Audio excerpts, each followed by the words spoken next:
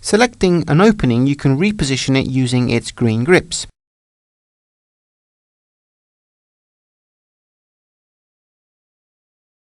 While with the blue grips, you can resize it holding the position of the other point.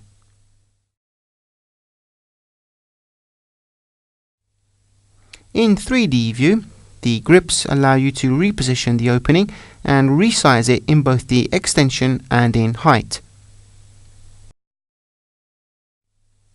The size of the opening can also be defined using the fields in the Properties toolbox. Here we have the width, height and the lateral distance. Additional customization objects are quite similar to those of the window object and the reveal, the threshold and the frame, and so on.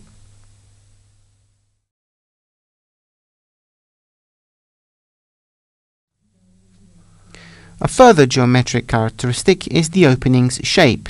By default, this is set as a rectangle, but we can change it to a circle, an arc and a rectangle, or freely model our own custom shape.